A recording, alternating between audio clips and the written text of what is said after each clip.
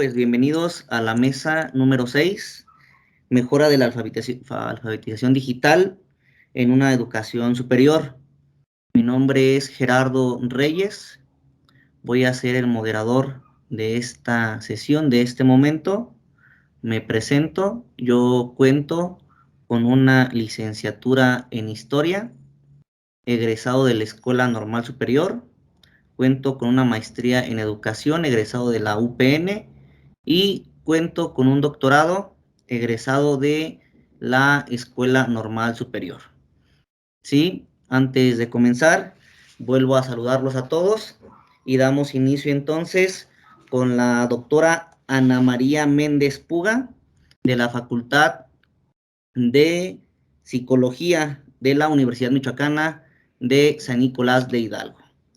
Antes de eso, les comento que la doctora es una profesora e investigadora en la Facultad de Psicología de la Universidad Michoacana de San Nicolás de Hidalgo, doctora en Filosofía y Ciencias de la Educación, maestra en Ciencias de la Educación y licenciada en Psicología. Es miembro del Sistema Nacional de Investigadores Nivel 1 y de la Academia Mexicana de Ciencias. Las líneas de investigación en que trabaja son migración, interculturalidad, inclusión, desarrollo y escolarización, así como aprendizaje de la lengua escrita con niñas, niños, jóvenes y personas adultas en contextos de pobreza y exclusión. Es docente en licenciatura, maestría y doctorado. Le doy 15 minutos, doctora, para que exponga su tema. Muy bien, pues muchas gracias por la invitación y gracias por presentarme de manera tan amplia. Felicito la realización de este evento y bueno, voy a compartir mi pantalla. Bueno, el primer elemento que yo quiero poner en tensión es si hablamos de educación digital o alfabetización digital, ¿no? Creo que ese para mí es una pregunta importante que tendríamos que hacernos, ¿no? Por ejemplo, hay manuales para bachillerato básica que hablan de educación digital, en un sentido mucho más amplio de todo lo que implica, porque, bueno, pues si nos remitimos a la idea de alfabetización, en el sentido muy tradicional del término, es acercarse a lo inicial, ¿no? A lo mínimo, y considero que habría que pensar en una educación digital, ¿no? Habría que plantearnos esa posibilidad, ¿no? De ir más allá de eso que se plantea como inicial. Ahora bien, si nos planteamos una mirada distinta de la idea de alfabetización a lo largo y ancho de la vida, pues ahí estaríamos en una perspectiva muy distinta de pensar la alfabetización, de pensar diversidad de actividades, diversidad de interacciones que permitan acercarnos a lo digital.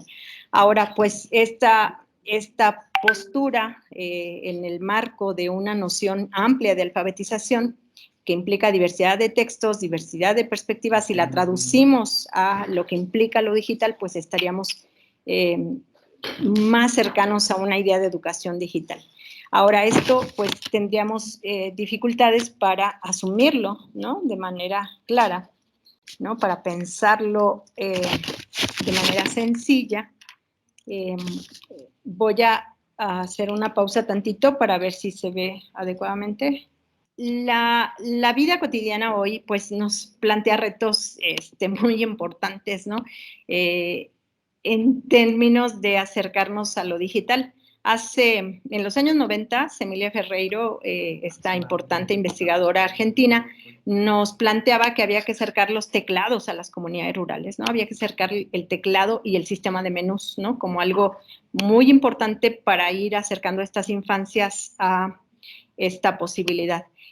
Sin embargo, no es algo que hayamos asumido de manera cabal, ¿no? Ni de manera clara en la política pública. Y hoy, bueno, pues estamos ante un dilema, que es el segundo que quiero plantear.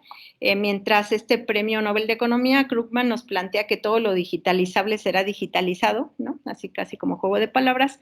Estamos también ante esto de en qué medida se ha diluido, ¿no? Se ha vuelto líquida nuestra identidad, nuestra existencia con esto de doy like, luego existo, ¿no? Parafraseando esta frase de Descartes de pienso, luego existo. Así pues, bueno, pues yo quisiera plantear esas dos tensiones, ¿no? Esta de cómo está lo digital frente a nuestra existencia y cómo eso parece a veces diluirla, y por otro lado, qué postura asumir, ¿no? O sea, cómo acercarnos a esto que ya está en nuestra existencia. Y bueno, esto de lo digital, esta segunda tensión que asumo, implica pensar la democratización de los medios, ¿no? Y la democratización y el acceso no solamente a todo el mundo digital, sino a una vida digna. Creo que eso es esencial. Y por otro lado, cómo este mundo digital constituye subjetividades, ¿no? Nos construye desde ciertas miradas. Y aquí, bueno, pues insistiría en el tema de la justicia social, de la igualdad, pero también, bueno, como ante esto, hoy, frente a la pandemia, nos vimos en una condición donde había personas que no accedían a estos medios, ¿no? Que no estaban en lo digital, ¿no? En esto que le hemos llamado también tecnocultura. Y pues yo ahí planteo como una alternativa muy incipiente, ¿no? Cómo entretejer comunidades e individuos desde este mundo digital y cómo ir haciendo posible este acceso aún en esta condición compleja de desigualdad y falta de justicia social. Y otro elemento que quiero plantear como antecedente es la formación profesional, como en lo que yo me muevo más en la universidad, y la formación para la investigación, y cómo ahí he trabajado y aprovechado el tema de lo digital, ¿no? Si bien nosotros asumimos y partimos de que la educación es un derecho humano, asumimos que es un encuentro de las personas, parafraseando a Freire, para ser más, ¿no? Para ser más y ser más con los otros. Cómo a partir de aquí, y retomo aquí junto a mi director de tesis de doctorado, cómo construimos identidades profesionales, ¿no? Que es un gusto saludar al doctor Medina Rivilla, que me acompañó en ese proceso y que es algo que me sigue acompañando, ¿no? Cómo en la licenciatura contribuimos a formar para la profesión. Y como ahí pues está el tema de lo digital. Y por otro lado, el tema de la curiosidad como elemento esencial para acercarnos a esa alfabetización digital, ¿no? A partir de ahí, pues vinculado al tema de la justicia social y al derecho, cómo construir esos inéditos viables, ¿no? En palabras de Pablo Freire, y no solamente acceder al conocimiento, sino apropiarse del conocimiento y producirlo. Y a partir de ahí, bueno, rápidamente solamente quiero hablar de que hay condiciones del contexto muy complejas hoy, ¿no? Muy, muy complejas para el mundo entero, en particular para Michoacán, donde hay violencia, discriminación, racismo y, bueno, jóvenes con escolaridades fragmentadas que sueñan que la vida está en otra parte, ¿no? Esa diversidad de jóvenes es la que más nos preocupa, ¿no? O sea, esa diversidad de condiciones de vida que han tenido que abandonar la escuela hoy ante la pandemia. Y bueno, pues ahí yo me planteo en un inédito viable posible, ¿no? Cómo acceder a esa tecnología. Hay ya ciertas apuestas digitales que están generando desde la capacidad de agencia las estudiantes, sobre todo con una mirada de género y cómo están posicionándose frente al mundo de otro modo, y claro, también los jóvenes, ¿no? Insisto en el tema de la democratización. Esa imagen es de un niño jornalero que pues corta chiles, está su mano manchada con el aceite de los chiles, y bueno, me planteo cómo la democratización es fundamental, ¿no? Cómo hay que acercar estas tecnologías como formas culturales, pero también pues la posibilidad de ir más allá del teclado, ¿no? Cómo ir más allá de esto y cómo acercar estos medios a las comunidades. Yo creo que es un reto muy importante. Voy ya cerrando. A mí me interesa bastante, ¿no? La universidad como posibilidad de inclusión, pero no solamente como el paraguas de la política pública de la inclusión, sino como la posibilidad del autorreconocimiento de ser merecedor de derechos, ¿no? Esto es difícil lograrlo en las universidades públicas donde acuden jóvenes que son primera generación que fueron a la universidad, y ahí el reto de la alfabetización digital todavía se complejiza más, ¿no? Y esto pues implica leer y comunicarse, generar la tecnología, no solamente usarla, sino cómo generarla desde las universidades. Creo que es un reto cómo generar apuestas digitales. Y he asumido este trabajo junto con ellas y ellos como compromiso, ¿no? Con una corresponsabilidad, con una mirada crítica, generando esa mediación que es de ida y vuelta, o sea, aprendo junto con ellos y ellas, y tengo algunas preguntas, ¿no? O sea, lo que más trabajo yo en temas de alfabetización digital es búsqueda y localización de información y qué criterios usar para decir que eso es válido, ¿no? Hoy que estuvimos y que seguimos estando frente a tantas noticias falsas, cómo dilucidar, ¿no? Eso, no solamente una ama de casa que pareciera que por no tener tanta interacción con información, digamos, científica, ¿no? Pudiera caer en esas noticias falsas. Hemos caído muchos, ¿no? En esas noticias falsas. Entonces, desde ahí, desde la básica, pero sobre todo en la universidad, cómo dilucidar que un artículo es confiable y que lo puedo usar, cómo acercarme, a esa información, ¿no? Cómo moverme en ese mundo. Y por otro lado, pues ya no solamente es el artículo, sino el contenido, lo que está entre líneas, ¿no? Cómo incorporar eso a mi discurso, cómo generar mi propia voz junto con esa mirada intertextual. Creo que eso es un reto muy importante y eso tiene que ver con la alfabetización digital, no tiene que ver con cómo bajo los artículos de internet, cómo los uso, ¿no? Creo que eso es también muy importante. Y ahí, bueno, pues algo muy importante en la Universidad de Alfabetización Digital, reitero, es el tema de la intertextualidad, ¿no? Este concepto complejo, pero que hoy lo vemos como tan claro, ¿no? Cuando surgió a partir de Cristeva, ¿no? Como que no teníamos claro hacia dónde iba, pero sobre todo ahí nos demanda no solamente poder moverme en una base de datos, sino tener una postura ética ante ese contenido. Y bueno, pues yo cerraría con este pensamiento de Sousa Silva de recordar que nada es más importante que la vida, y con ello apelamos a la imaginación para la construcción de esos inéditos viables. Muchas gracias. Ok, muchas gracias, doctora. Me quedo con una palabra que por ahí mencionó usted, que sería ir más allá del teclado, que nos permita estar entendiendo la realidad que estamos viviendo todos nosotros y que es tan cambiante. ¿Sí? A continuación le damos paso a la doctora Priscila Asenet Álvarez, que viene de la Benemérita Escuela Normal para Educadoras Rosaura Zapata, de Mexicali, Baja California. La doctora, doctora en formación de formadores por la Normal Superior de Michoacán, maestra en educación por la Universidad Pedagógica Nacional, licenciada en docencia del idioma inglés por la Universidad Autónoma de Baja California. Actualmente forma parte de la planta docente de la Benemérita Escuela Normal Educadora Rosaura Zapata en la ciudad de Mexicali, Baja California, desempeñándose como subdirectora académica. Cuenta con más de 12 años de experiencia en la tarea de formación de docentes en México. Ha sido coordinadora de formación continua y miembro de comité de diseño curricular de distintas propuestas formativas en la institución y en el Estado. Pertenece a la Red Normalista de Investigación Educativa de Baja California y ha realizado investigaciones en relación a la formación continua y la enseñanza de la lengua extranjera, inglés, en las instituciones formadoras de docentes. Le damos paso, doctora. Sí, muchísimas gracias. Muy buenas tardes. Creo que ya son noches allá en el sur del país.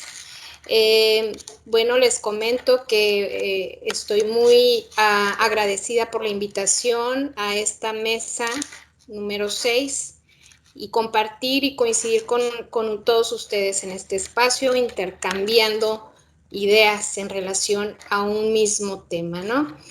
Y bueno, doy inicio. Creo que mi participación será un poco más breve que la doctora que me antecedió. Entonces, voy a iniciar compartiendo la pantalla, nada más que sí voy a ocupar que me indiquen si efectivamente lo estoy realizando de una manera correcta. Estoy más habituada a utilizar otros medios hablando de la alfabetización, ¿verdad? Digital. Muy bien. ¿Sí se alcanza a visualizar? Muy bien. Bueno, voy a iniciar con esta diapositiva. Ay, perdón. ¿Cómo me regreso? Perdón. Ya, perdón. Necesito visualizar otra cuestión. Bueno, inicio. Es importante reconocer primeramente que los requerimientos en cuanto a conocimientos, saberes, habilidades, se han modificado conforme va pasando el tiempo. Dichos cambios han sido necesarios para poder transitar en una sociedad cada vez más competitiva, una sociedad cambiante que siempre está buscando. Perdón, ¿Sí? ¿ya estás presentando? Porque no se ve.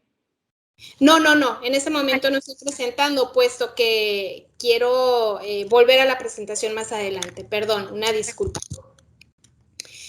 Les comentaba que, bueno, esta sociedad que está en constante movimiento, en constante cambio, bueno, una de esos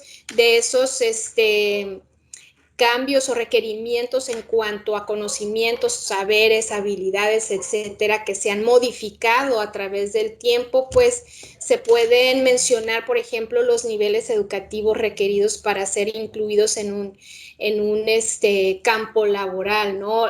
Los individuos, los sujetos que quieren ingresar a este mundo laboral, este campo laboral, bueno, pues cada vez se ha visto más los requerimientos para poder tener acceso a. Poco a poco también se fueron incluyendo niveles educativos a lo que se denomina la educación básica. Y bueno, pues esto obedece, ¿no?, a cambios a nivel macroestructural que, bueno, se vienen a permear o, bueno, vienen a empujar más que nada el contexto nacional, ¿verdad? Y bueno, los avances tecnológicos son parte de esos requerimientos o conocimientos que se necesitan para transitar hoy en día en este mundo tan cambiante y tan exigente cada vez. Los avances tecnológicos han beneficiado en gran medida a esta sociedad, permitiendo eficientar costos, por ejemplo, procesos en el sector maquilador, por ejemplo, en el sector industrial. Y bueno, también en el campo de la educación no es la excepción. Los avances tecnológicos nos han permitido conectar ideas, acceder a información de una manera más ágil, más rápida, más democrática, como mencionaba también la doctora. Nos permite democratizar la educación y la información que pueda trascender del contexto local a un contexto más amplio. Y bueno, en este caso, ahora sí ya voy a compartir pantalla, una disculpa. Esto que, como les comento, pues no soy nativa digital. No sé si se Si se nota, perdón, esto no es lo que quería compartir. Muy bien, ¿ya se visualiza la presentación?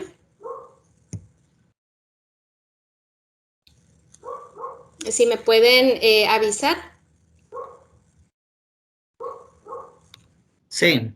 Ok, gracias, muchas gracias. Bueno, entonces les comentaba, bueno, los conocimientos y habilidades que han sido cada vez un requisito más amplio en cuanto a, para poder acceder, vaya, y transitar en esta sociedad tan cambiante. La tecnología la vemos como mejora y parte de estos requerimientos para ser incluidos ante una sociedad de la información, ¿no? Y yo sí voy a mencionar una noción en referencia a la alfabetización, ¿sí? Si la alfabetización clásica, como la alfabetización de la lectoescritura, bueno, se remite a cierta definición o connotación, bueno, aquí en el ámbito de la virtualidad o de la tecnodigital, de lo tecnodigital, perdón, se puede entender la alfabetización como un conjunto de prácticas socialmente organizadas que hacen uso de un sistema de símbolos y de una tecnología para producirlo y diseminarlo, perdón. La alfabetización no es simplemente saber cómo leer y escribir un texto determinado, sino hacer uso de este conocimiento para el propósito o para propósitos específicos en contextos específicos. Es decir, es un lenguaje. La tecnología o la digitalidad es un lenguaje que también hay que aprender. Aprender con H y sin H, ¿verdad? Porque es importante hacer parte de uno este lenguaje. Y me remito a la noción de aprendizaje y adquisición. Yo aquí haría una pausa y me pusiera a reflexionar en cuanto a la noción de aprendizaje y adquisición, ¿sí? La adquisición de un lenguaje digital, no el aprendizaje de un lenguaje digital. Y me refiero a la noción de aprendizaje y adquisición que nos comparte Stephen Krashen en una de sus hipótesis, precisamente hablando de la adquisición de un lenguaje común. En este caso, lo transporto a este lenguaje digital y veo cómo es pertinente repensar esta noción. Sí, el concepto, el término de alfabetización, pero en términos de adquisición del lenguaje digital, ¿sí? La cual difiere o se diferencia del aprendizaje digital, con que ya siendo tuyo estos saberes y poderlos utilizar en diferentes contextos, quiere decir que tú ya cuentas con una adquisición del lenguaje digital, ¿no? Entonces, comparto otra vez pantalla.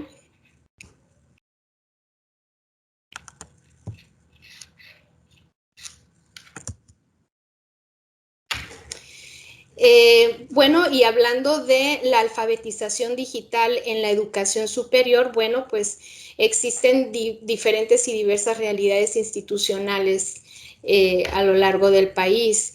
No hay una homogeneidad en cuanto a la alfabetización digital. ¿Por qué? Bueno, pues existen contextos tan diversos y condiciones institucionales tan distintas que, bueno, pues no podríamos hablar de una homogeneidad.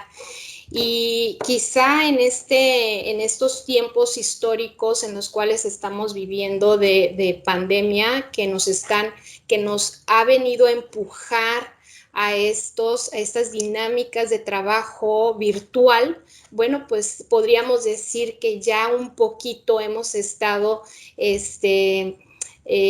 cada vez más en lo que es el ámbito de la educación superior, bueno, pues incluyéndonos a este mundo de la alfabetización digital.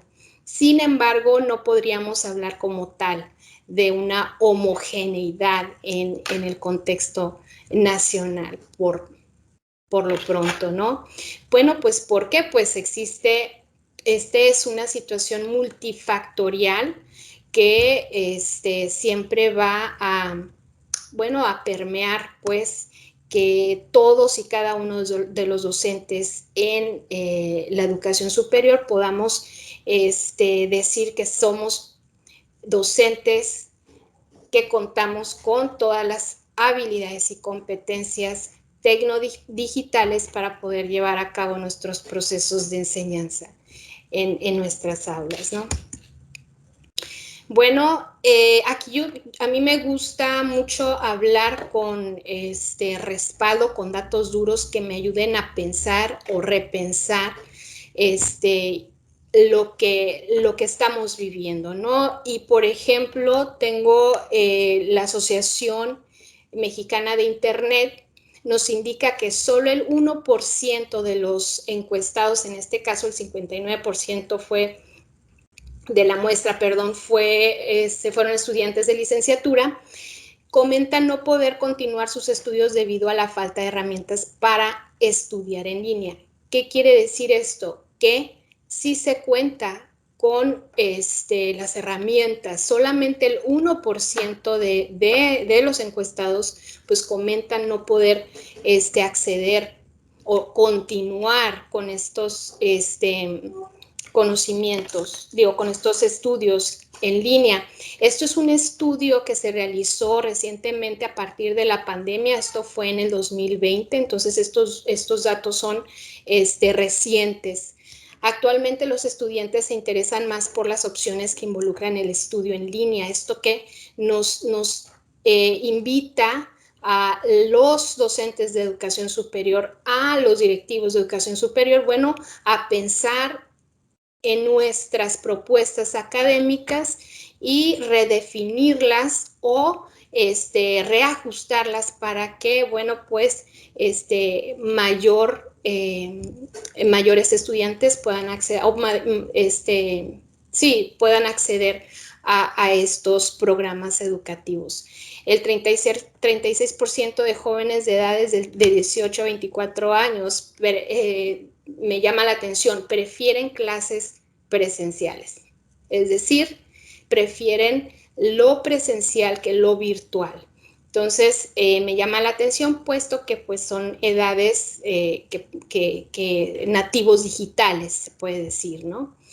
El 61% de los jóvenes de edades de 25 a 39 años prefieren clases en línea. Entonces, estamos hablando aquí de las propuestas académicas. Por ejemplo, el cohorte o los estudiantes, de 18 a 24 años, bueno, pues se puede decir que están realizando estudios de formación inicial. Y ya los otros estarían pensando en maestrías o posgrados, ¿no? Propiamente. La flexibilidad y mayor concentración son los principales aspectos que perciben de las modalidades en línea y mixta. Es decir, que debido a que es flexible o debido a la flexibilidad y la mayor concentración, son aspectos importantes que, bueno, invitan al estudiante a elegir o preferir las modalidades tanto en línea como mixtas, ¿no? Entonces, creo que es un punto, esta es una coyuntura, un momento histórico en las instituciones de educación superior en la cual podríamos estar redefiniendo, repensando nuestras propuestas académicas en la medida que sea posible, porque, por ejemplo, las IFD, las instituciones formadoras de docente, bueno, pues tenemos nuestra línea, nuestra autoridad que define, bueno, pues el cómo se ha de llevar a cabo la propuesta académica. Sin embargo, en la medida de lo posible, poder accionar para entablar o empatar estas realidades o esta información que nos arroja nuestros estudiantes y las propuestas y lo que se lleva a cabo en las propuestas académicas. Bueno, algunas de las conclusiones que tengo o que arroja toda esta información, este mundo de información que me ayuda a pensar, es que el profesional de la educación necesita considerar dentro de sus saberes la mediación o gestión del conocimiento a través de la virtualidad por medio del uso de las TIC. Eso es algo que queda muy claro y todos lo podemos afirmar, ¿no? El currículum como medio para la mejora de la alfabetización digital es importante.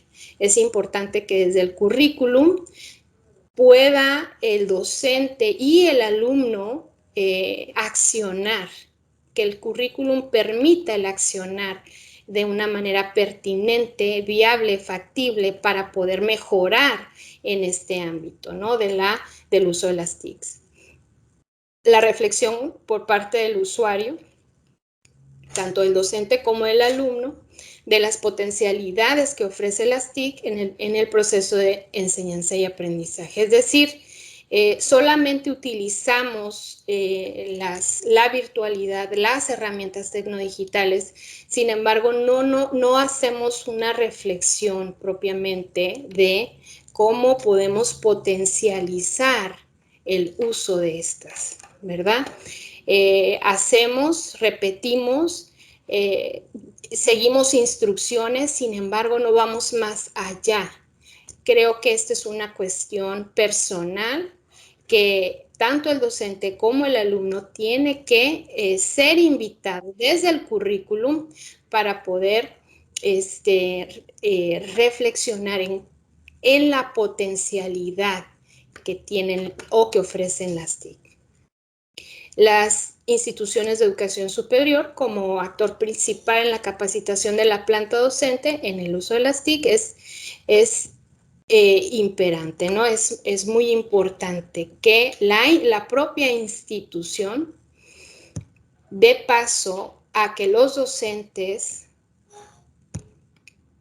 utilicen de una mejor manera las tecnologías de la información y la comunicación y se pueda realizar esta cascada de conocimientos desde el docente hacia el alumno, y también y viceversa, para que continúe este aprendizaje, esta adquisición del lenguaje digital o de la tecnología, del uso de la tecnología en las instituciones de educación superior. Entonces, hasta aquí mi participación. Muchas gracias. Ok, muchas gracias, doctora Priscila. Y sí, efectivamente, usted dijo algo muy cierto respecto a este momento que estamos pasando todos hasta la fecha, que fue lo de la pandemia, que es, mejor dicho, y que nos hizo pues darnos cuenta de una realidad de todos nosotros como los docentes, de que pues sí nos hace falta tener mayor manejo de ciertas plataformas digitales y saber cómo manejarlas, pero sobre todo nos hizo percatarnos de la situación económica pues que viven los estudiantes y que limita efectivamente pues el estudio. Le damos paso en este momento al doctor Ulises. El doctor Ulises cuenta con un postdoctorado en investigación científica, doctorado en educación, maestría en competencias pedagógicas licenciatura en educación primaria, certificado en uso de software de investigación Maxcada, Atlas T, Kirkos y D2. Adelante, doctor.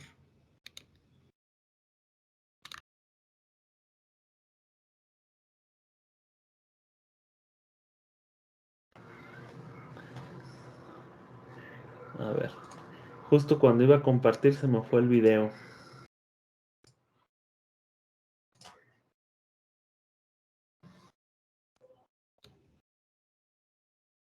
Listo. ¿Se ve mi pantalla? Sí. No me veo yo, ¿verdad? No. A ver, dejen, resuelvo eso.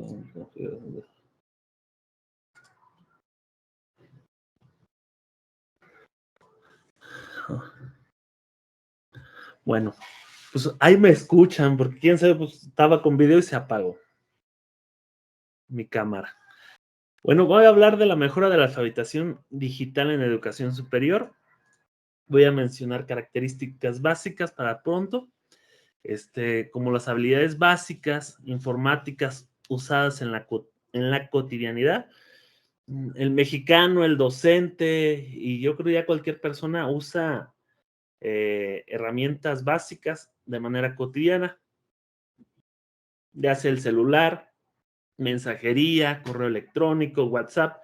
Es más, ya hasta manejamos el banco en el celular, muchos, otros no. Entonces, ya es de uso cotidiano. Entonces, ese uso cotidiano nos permite o debe permitir que la sociedad también aprenda a usarlo de manera cotidiana. No solamente para aprender, sino para trascender en la sociedad. Es el aprendizaje para toda la vida. También algo importante será cómo leemos e interpretamos los textos, imágenes y sonidos que estamos usando con la tecnología. ¿Cuánto consumimos de plataformas como YouTube? ¿Cuánto consumimos de plataformas como TikTok actualmente? Las imágenes, puede ser Instagram, puede ser Facebook, sonidos, diferentes plataformas de música. Entonces, este uso cotidiano, definitivamente yo creo, al menos por mis alumnos, trabajando en la primaria, trabajando en posgrados, he entendido que la persona usa normalmente eso.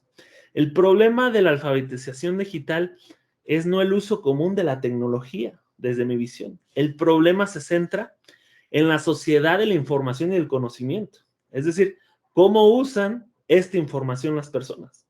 Ya lo dijo la doctora Ana, lo utilizan muchas veces con fake news.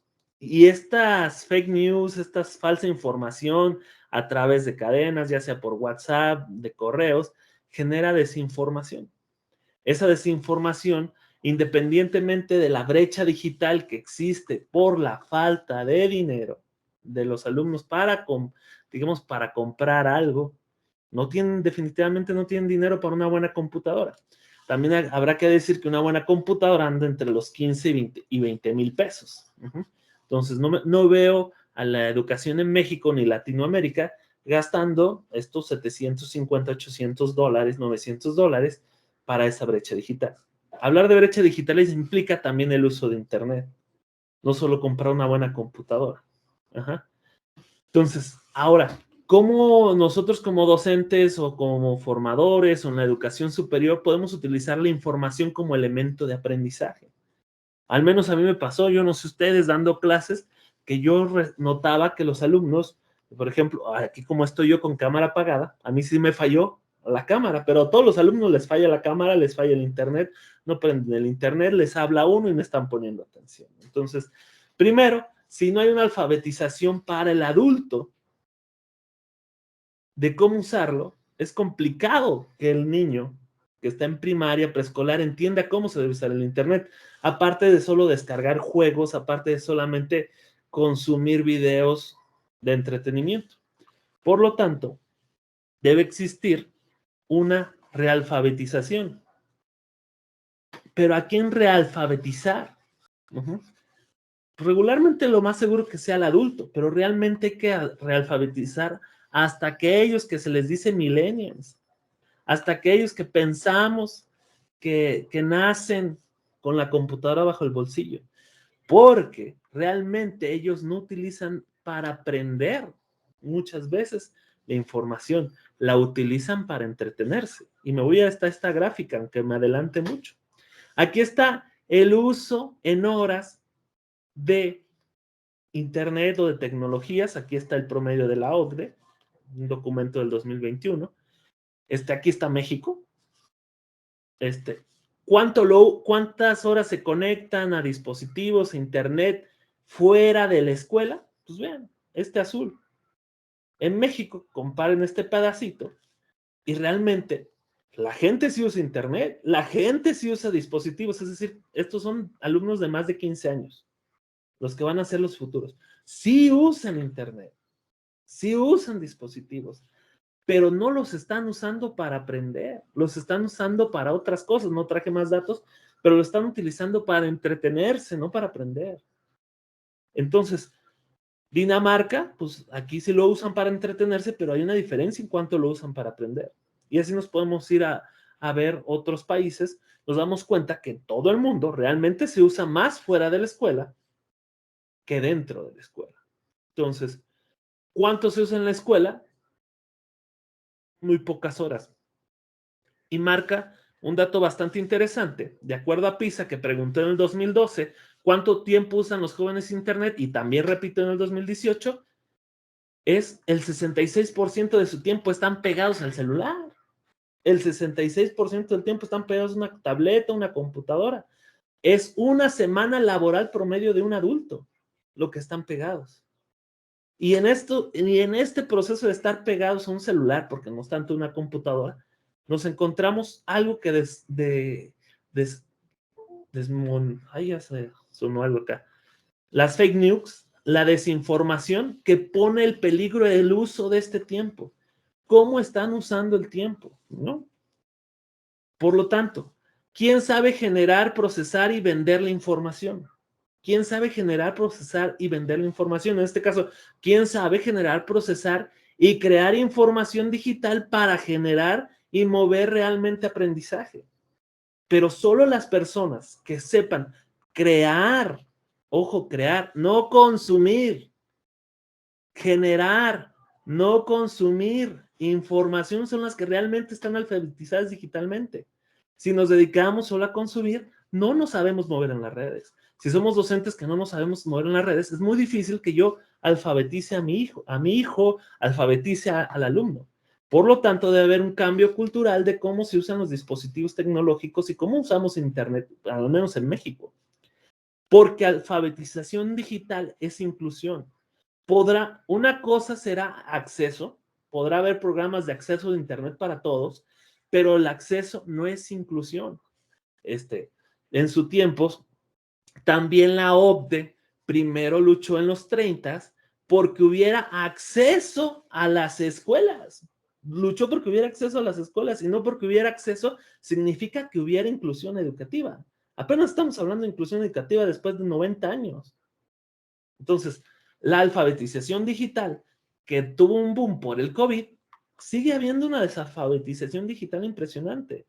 Y se vio, o al menos yo lo voy a decir desde mi punto de vista, desde mi experiencia, que los alumnos, al menos ya adultos, no utilizaban esto para aprender, lo utilizaban para un descanso, o al menos desde mi visión. No todos, porque no se puede generalizar, pero muchos sí. Entonces, alfabetizar es cómo usamos la información para lograr algo, para crear, para generar, en este caso, para crear un aprendizaje. Por lo tanto, hay un mundo lleno de información. Y como lo dijo la doctora, ¿cómo seleccionamos información de valor? Esa es la clave, a enseñar a no solamente consumir videos de entretenimiento, a consumir videos formativos, a no consumir solo imágenes sin sentido, que son memes que generan risa, no lo niego, pero siguen siendo memes, ¿no? Mejor una infografía. ¿Cómo seleccionamos información de valor? Y otra vez, ¿a quién se alfabetiza? Se alfabetiza a toda aquella persona que no sabe crear y que no sabe generar información, que solo sabe consumir información. El que yo ahorita esté manejando un lapicito y esté escribiendo no significa que sepa crear. A lo mejor soy bueno usando la computadora y aún así se me apagó la cámara. Ajá, ahorita terminando voy a ver cómo la prendo. Pero bueno, ocupaba que se llegara la presentación. Entonces, la alfabetización digital, en donde la OSD encontró que hay un mapeo real donde hay una presencia curricular con una visión de 2030, los Objetivos de Desarrollo Sostenible 2030. Ajá. En Estonia, vamos a Estonia, aquí estaba, si no me ya lo perdí. Si alguien lo ve, pues ojalá lo vean, pues si no pausan el video, si queda grabada esta sesión y busquen Estonia. Estonia, con casi 70% de su plan de estudios vinculado con la alfabetización digital. Nuestro plan de estudios de la carrera que ustedes quieran implica no solamente, oye, vete usa la plataforma Classroom, vete usa Teams, vete usa Moodle, vete usa aquello, ¿no? Si no alfabetizamos digitalmente, pues son solo plataformas sin sentido que van a generar, pues sí, facilidad porque no me traslado, facilidad porque tomo una clase o doy una conferencia, tal vez con camisa, pero con short debajo, a gusto. Puedo prender la cámara, apagarla, decir que se me fue el internet. La seriedad del aprendizaje que se da en la presencia no se está dando en esta parte por el mismo hecho del COVID. Y no por la preferencia, sino porque seguimos siendo consumistas de la información. Otros países que están buscando la alfabetización digital, curiosamente, países de primer mundo que a lo mejor ya están en las posibilidades de migrar a trabajar a distancia con modelos híbridos, que implica acceso a internet, implica buenas computadoras, implica un buen audio, implica un audio, digamos, de ambiente. Está Corea, Kazajstán con 60% y nos encontramos otra vez. No veo ninguno. El único latino que yo recuerdo que vi, Chile y Brasil. Todos los demás, Japón, Países Bajos, Nueva Zelanda, Escocia, Hungría, Irlanda, Estonia, Gales, Irlanda, Nueva Zelanda, Portugal, Australia, perdón. Tienen procesos de alfabetización digital desde niños. Y realfabetización digital para los adultos. Entonces, en la educación superior, ¿cómo se usa y cómo creamos contenidos? Sería el primer punto, o sea, ¿cómo creamos contenidos? ¿Cómo creamos contenidos? ¿Cómo los docentes nos convertimos en creadores de contenidos educativos?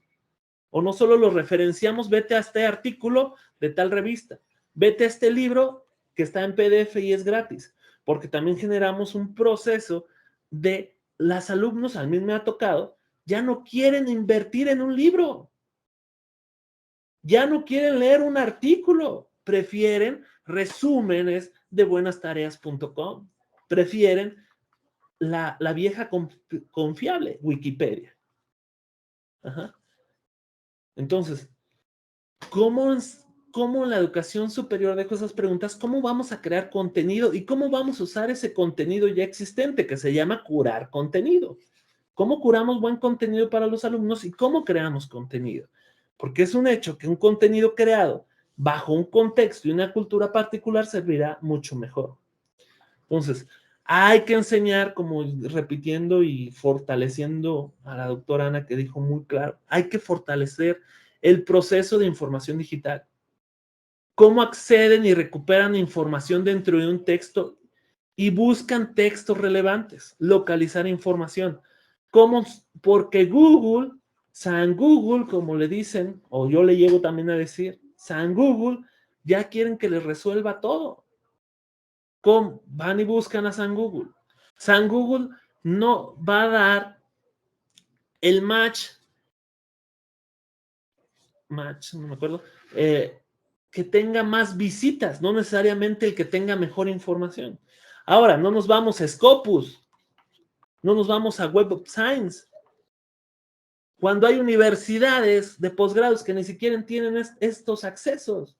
Ahora hablemos de normales, si tienen acceso los alumnos para ir a hacer una búsqueda confiable en revistas científicas de información. Lo que nos queda es Google Escolar, nos queda Cielo, nos quedan muy pocos espacios, pero realmente Los dueños de la información son los scopus of science. Entonces, ¿cómo? Si el alumno, ahí hay una brecha digital impresionante, como si el alumno no tiene acceso a los textos relevantes, va a encontrar y recuperar información dentro de un texto que lo haga tomar conciencia, que lo lleve al pensamiento crítico. La OCDE, con su visión de futuro 2030, plantea que es necesario el pensamiento crítico y la resolución de problemas. Si ellos resuelven el problema tecleando cómo esto en Google, cómo esto con aquello, o inclusive ahora ya le dicen, oye Google, oye Siri, ok Google, y ya les dice, mi hijo, ya va a responder mi celular. Creo que te equivocaste de asistente. No sé, ya me dijo que me equivoqué Siri de asistente porque dije ok Google. Y tengo que decir, oye Siri. Mi hijo de 6 años dice, oye Siri, búscame esto. Ok Google, búscame esto. Entonces, él podrá ser nativo digital, pero no significa que esté alfabetizado digitalmente. Yo creo que es algo que debemos tener bien claro. Pensamiento crítico y resolución de problemas. El primer problema que tienen que resolver es cómo encuentran el problema, que establezcan metas y planes, que generen inferencias con la información. Por ejemplo, esto ya lo traje como un extra, un NFT, que es un no fungible token, por sus siglas en inglés. Ya hay gente que vende, por ejemplo, yo si hiciera este monito que no está bien dibujado, yo lo puedo vender. Es único. A través de blockchain es único. Y me pueden pagar si quiero $1,000,000. Y si hay alguien que lo compre, lo compra. Entonces, hay personas que a través que tienen una buena alfabetización digital, sí están logrando utilizar esta alfabetización para hacer dinero. Hubo una niña que vendió NFTs en $1,000,000, todos sus dibujitos así sencillos. Y podrá haber reproducciones, es decir, tú podrás haber muchas copias digitales, pero el NFT hace decir, yo soy dueño de la copia principal, de donde surge. Podrá haber millones de copias, pero yo soy dueño de. Entonces, ya no se quieren ser ni siquiera dueño de cosas tangibles, cosas no fungibles, cosas digitales. Por lo tanto, nuevas formas de enseñar sí debe de haber, pero creo que yo primero es aprender a generar contenido. Porque hay un aprendizaje para toda la vida. Y este aprendizaje para toda la vida es porque la información crece y crece y seguirá creciendo. Conocer y manejar las tecnologías da acceso a puestos mejores pagados. Yo puedo decirlo sinceramente. Yo soy certificado de Atlas-T, de MaxQDA, de software de investigación, por el simple hecho de haber subido algunos videos en YouTube. Entonces, me vieron esas empresas, me contrataron, me certificaron y actualmente me mandan a varios lugares a dar clases. Nada más. Mejor pago que el que me da un puesto mexicano. Por el simple hecho de conocer y manejar y discernir de cómo usar información para aprender y no solo para distraerme.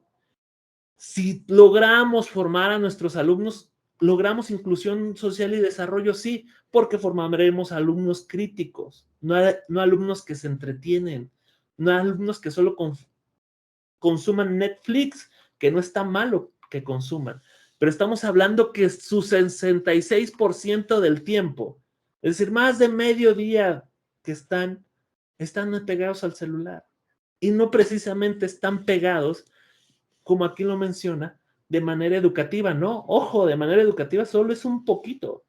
Realmente están pegados viendo series, viendo Facebook, viendo las redes sociales, haciendo lo que cada quien quiera, o creyendo en la inmortalidad del cangrejo, me diría el doctor Fernando Vázquez. ¿Generó cambios cambios de la educación generados por el COVID? Sin duda los hay. Yo no creo que sean positivos, nomás por decir que son cambios. Imagínense, nomás por decir, yo creo, si eso preguntó en el 2018 la OCDE, cuando no había todavía COVID, si lo hubiera preguntado ahorita, a lo mejor ya no sería 66%, sería 70, 80%. Para mí un cambio no significa necesariamente algo positivo. Y yo no lo vi positivo. Positivo en el sentido, porque nos abrió los ojos y hoy nos podemos reunir en un Teams. pero las plataformas de videollamadas existen desde hace más de una década. Positivo sí, porque a lo mejor nos forzaron a usar ciertas herramientas tecnológicas y a los alumnos también, pero realmente que sea positiva al 100%, yo lo dudo. ¿Qué tecnologías usan los alumnos para aprender? Yo me di cuenta que hay muchos alumnos que podrán ser expertos para manejar Instagram, Facebook y YouTube, pero no sabían utilizar Moodle o no sabían utilizar simplemente Google Classroom o Teams. No sabían. Y era lo mismo, se realfabetizaba al docente y al alumno. Y ahora, ¿nosotros qué tecnologías utilizamos para enseñar? Las verdaderas tecnologías para enseñar del mundo, las que nos facilitan las cosas, cuestan dinero. Pagar una licencia de Canva, pagar una licencia de StreamYard, pagar una licencia de Zoom. Ajá. Tener esta tableta que no le están viendo porque ya le iba a enseñar a la cámara, pero no estoy, donde estoy escribiendo, vale alrededor de $300. Realmente, las nuevas tecnologías que utilizamos para enseñar cuestan dinero y vivimos en un país donde la inversión o el PIB se gasta realmente en otras cosas, en el salario de los docentes y en la infraestructura educativa, aunque sea pobre. Pero no sé, no me dieron a mí una licencia de esto, una licencia de aquello, se utilizó Google Classroom, ok, ciertas cosas, hubo bastantes cosas interesantes, no lo niego. Pero yo no creo que el simple hecho de que el COVID haya generado un cambio, haya sido por ende positivo. Habrá mucho espacio para investigación y tiempo para investigar. Pero definitivamente, si somos solo consumistas, y para ir finalizando, si somos solo consumistas de la información y no creamos información, también de una vez hay que considerarnos analfabetas digitales. Si solo consumimos, somos analfabetas. Y también, no por manejar la computadora bien, nos hace alfabetas digitales. Y bueno, para no hacer más largo, yo aquí cierro y dejo de compartir. Para intentar prender mi cámara. Gracias. Ok, muchas gracias, doctor. Vinculando las ideas de las doctoras y del doctor, pude por aquí formular por aquí algo de alfabetización digital, que sería formar estudiantes como la doctora Ana, sería que sepan ubicar, que sepan usar, comprender y que aprendan a crear contenido, como terminó por ahí mencionando el doctor Alejandro. Un ejemplo muy sencillo, lo repetimos, esto de la pandemia, nos dimos cuenta que la aplicación de Classroom a la mayoría de los estudiantes se les complicaba estarlo utilizando y va acorde a la idea del doctor Alejandro.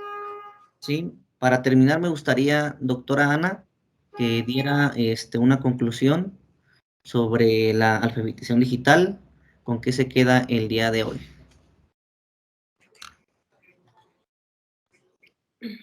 Yo creo que hay varios aspectos en los que coincidimos. Uno muy importante es la mirada crítica, ¿no?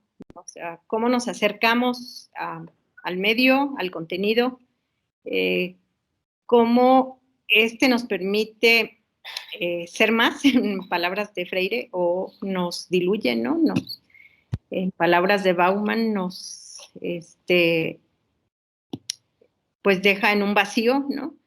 Creo que esas son cosas para mí muy importantes.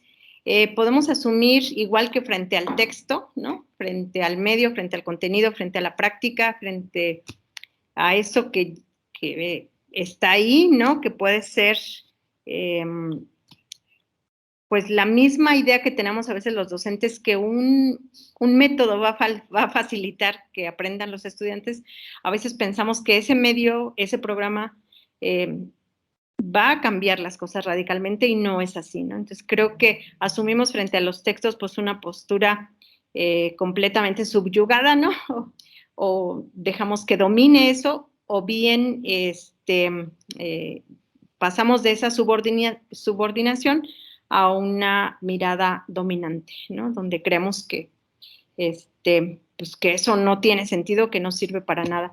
Creo que hay que aprovechar lo aprovechable de esto y también asumir, como diría, ¿no? Premio Nobel de Economía, que la digitalización no va a parar, ¿no? O sea, todo se está digitalizando y hay que entender ese mundo porque es nuestro mundo. Tal vez a muchos ya no nos toque tantísimo, ¿no? Ya los que tenemos más años, pero bueno, a ustedes que son más jóvenes seguramente, o bueno, quién sabe, ¿no? A lo mejor me toca más a mí que ustedes vayan a saber, ¿no? Pero creo que los cambios son vertiginosos, ¿no? O sea, estamos en un cambio de época, en un cambio epocal, hay un cambio civilizatorio. Sin embargo, la desigualdad y la inequidad están ahí y yo creo que ese es el gran reto para las sociedades, ¿no? Cada vez esa desigualdad en la que vivimos se hace más evidente, sobre todo en Brasil, México, Chile, en el caso de América Latina, y hay cada vez más pobreza y cada vez se acumula más en unos cuantos ricos, ¿no? Entonces creo que es importante no dejar de ver eso en el contexto, pero también pensar que pues la esperanza está ahí y por eso estamos aquí hoy.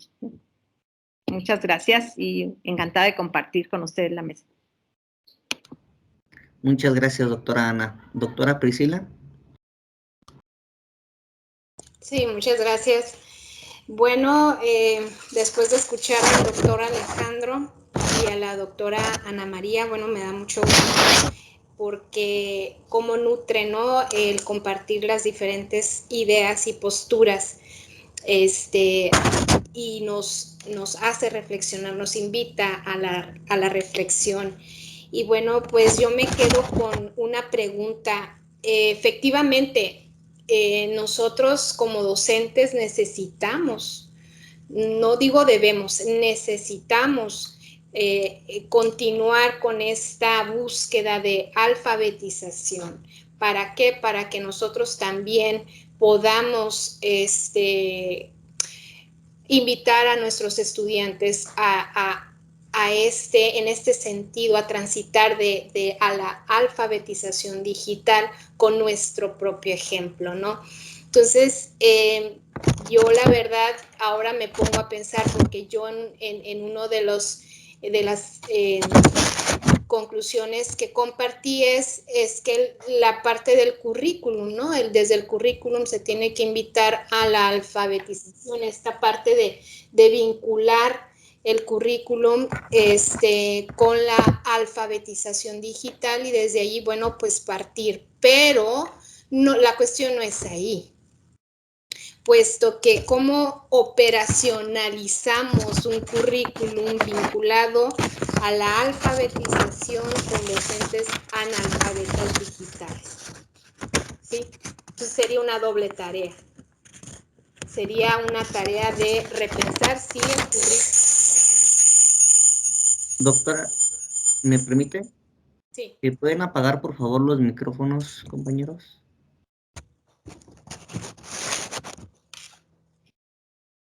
Sí, parece ser que ya. Listo. Muy bien. Entonces, no se queda la tarea ahí, no es tan sencillo desde el papel, desde el discurso, hacer cambios, sino que esto va más allá de un cambio en los programas de estudio.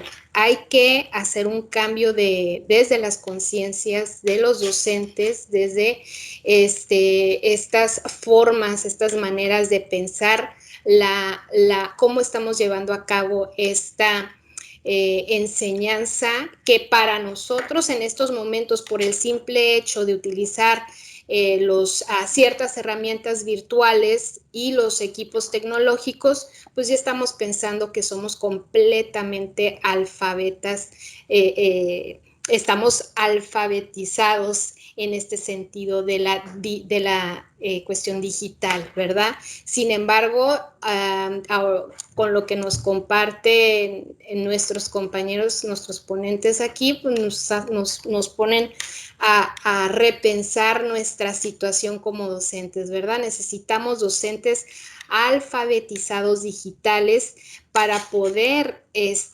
operacionalizar un currículum pensado o vinculado a la alfabetización digital. Hay que fortalecer los saberes del docente en este sentido. Y bueno, como ejemplo también en cuanto a las situaciones que vivimos las instituciones formadores de docentes, es que simplemente el acceso a los mejores metabuscadores para buscar información, pues son caros, son inaccesibles muchos para las normales, por ejemplo. Y en este sentido, pues vemos una brecha muy grande, ¿no? Y una desventaja para las normales, las instituciones formadoras de docentes, no así para las grandes universidades. Entonces ahí vemos una diferencia muy grande y pues bastante trabajo por parte de las políticas públicas, económicas y todas estas cuestiones que van más allá de la propia institución. Entonces me quedo con esto y pues muchas gracias. Muchas gracias, doctora Priscila. Doctor Ulises.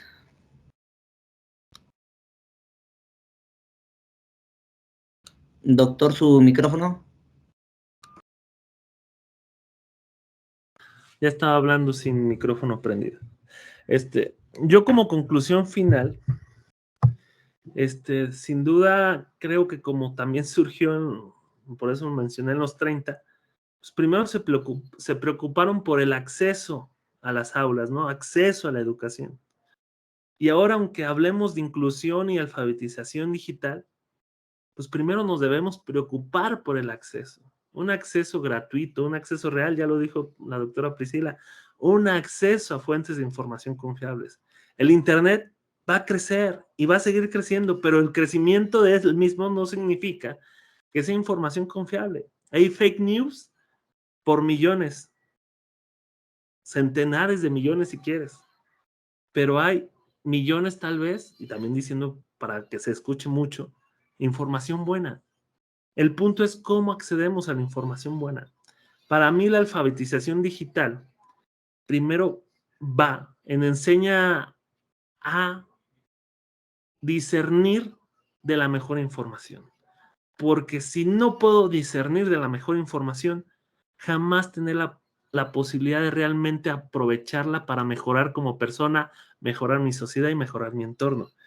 Otra cosa que se me estaba pasando y que quiero mencionarla antes de irnos, el plagio que existe actualmente en los alumnos. Yo tengo la fortuna de trabajar en una universidad privada y me dan herramientas antiplagio. Entonces yo les paso a los alumnos el antiplagio y me sale 70-80% de pública. Yo lo utilizo, pues, a lo mejor utilizando herramientas que me da la privada, utilizo de vez en cuando, los utilizo en pública, y descubro que hay 70-80% de plagio de los alumnos. O sea, copian y pegan, y hacen un escrito de copiar y pegar y parafrasear y hacer sinónimos. Es impresionante. Entonces, también, como parte de la alfabetización digital, implica que también al docente le den herramientas, porque yo no voy a ir texto por texto copiando y pegando en Google para ver quién me está haciendo trampa. Pero estas herramientas de plagio yo he notado que si se las pones a los alumnos y el docente ya sabe que lo vas a pasar por el crisol de un antiplagio, créeme, aumenta de inmediato su forma discursiva, porque comienza realmente a escribir él. Y como va a escribir, comienza también a buscar información que le sirva. Entonces, la parte de la alfabetización digital, hagan de cuenta que cuando empezaron a sacar las fotocopiadoras, ¿no? Ahora es el control-C, el control-V, copiar, pegar. También cómo los docentes estamos desprotegidos, porque los alumnos sí son bravos para eso, son buenos para buscar evadir responsabilidades. No todos, pero sí también definitivamente ocupamos acceso a mejores herramientas primero como docentes para formarlos y alfabetizarlos. Hasta alfabetizar es decirle, deja de copiar, porque el software me va a decir que estás copiando. Eso va a generar pensamiento crítico y honestidad. Y sería todo de mi parte. Ok, muchas gracias. Doctor. ¿Puede bajarle su volumen, doctor? ¿Puedo, Gerardo, intervenir? Adelante. ¿Me escucha? Sí, adelante, doctor. Bueno. Buenas noches, es un placer para Riaices esta mesa. Enhorabuena a los tres. Pero me van a permitir, muchas gracias Ana de todo corazón, bueno, nuestra amiga Martina, Araceli y los que tanto nos han ayudado desde las 7:30 que estamos aquí. Bueno, quiero decirles dos cuestiones que me parecen clave. Una visión que ustedes han analizado muy bien es el propio concepto de alfabetización digital. Yo ahí no tendría nada que decirle. Pero me extraña que docentes tan experimentados no hayamos hecho como una reflexión propia. Es decir, ¿cuál es la alfabetización universitaria que en el momento actual nosotros podemos hacer con nuestros estudiantes, mucho más allá de la tecnología? ¿Por qué? Cuanto más he pensado yo últimamente, y mi universidad es a distancia, evidentemente estamos siempre en las plataformas o de alguna manera en interacción, tienes que estar en algunos foros, en algún chat, etcétera. La cuestión que yo creo que desde la universidad tendríamos que pensar, y creo que lo han apuntado muy bien, es qué nos aporta a una docencia innovadora la utilización transformadora de alguna tecnología en la que yo tengo que ser necesariamente experto. Por ejemplo, Ulises ha referido muy bien que él diseña excelentes mini vídeos. Bueno, enhorabuena. Habría que ver en profundidad cuál fue el criterio, la estructura, la integración de los mini vídeos. ¿Dentro de qué? Dentro del diseño concreto de la asignatura o del conjunto de procesos formativos en los que yo trabajo. Por lo tanto, yo creo que sería muy importante que como docentes universitarios tomáramos alguna reflexión, como han hecho, pero en su sentido todavía más amplio. ¿No? Es decir, ¿qué potencialidad formativa o para qué en mi docencia innovadora voy a utilizar el recurso A, B o C? Eso sería como una pregunta. Y la segunda, si yo encuentro una distancia social muy fuerte, la única forma de resolverlo es emplear un celular, emplear una plataforma, o hay múltiples posibilidades que ni nos hemos podido plantear y que probablemente hubieran sido mucho más creativas, lo pueden ser mucho más en el futuro. Es decir, si los estudiantes, y se han referido muy bien, parece que fue Ulises o Alejandro el que antes planteaba, bueno, es que nuestros estudiantes, evidentemente, en este momento de su historia de vida, manejan de tal manera fuentes de datos, muchos elementos, pero al final lo que nosotros estamos notando y estamos preocupadísimos es que nuestros estudiantes se están acostumbrando como a que les demos píldoras de información y no llegan a lo que es una cultura universitaria. Cualquiera de ustedes, ¿cuántos libros tenía que leer a lo largo de su formación, por lo menos, para crear una imagen nueva acerca del tema? ¿En qué estamos cayendo?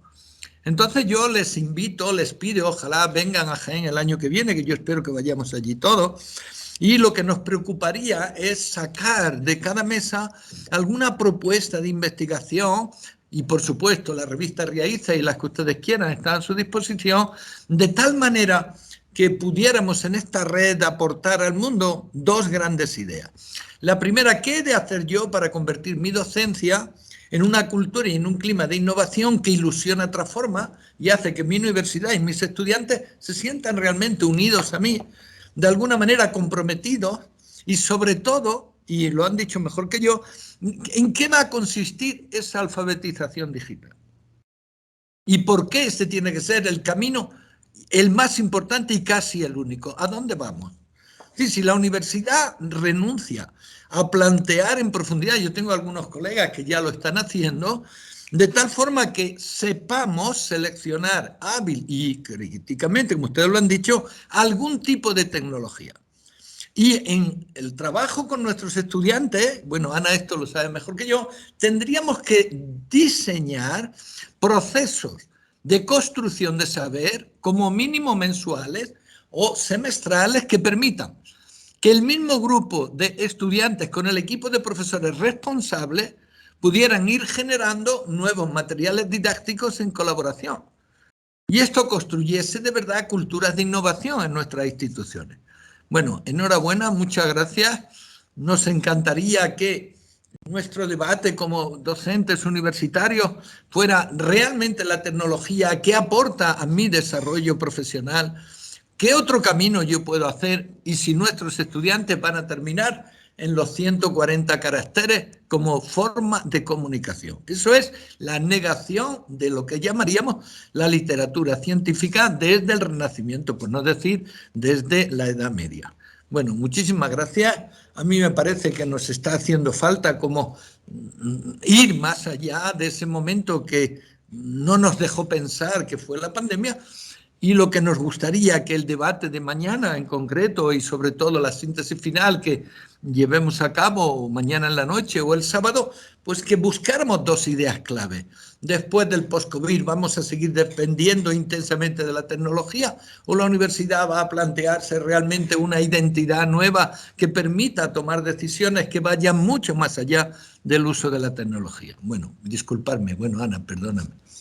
Bueno, muchas gracias. Ok. Anita, dime alguna cosa. Agradezco de nuevo, doctores. A nombre de Raíces y de la Escuela Normal Superior de Michoacán, les agradece su participación. Les comento, su constancia les estará llegando a su correo y antes les solicito que nos puedan pasar sus presentaciones para incluirlas en la revista. Por favor.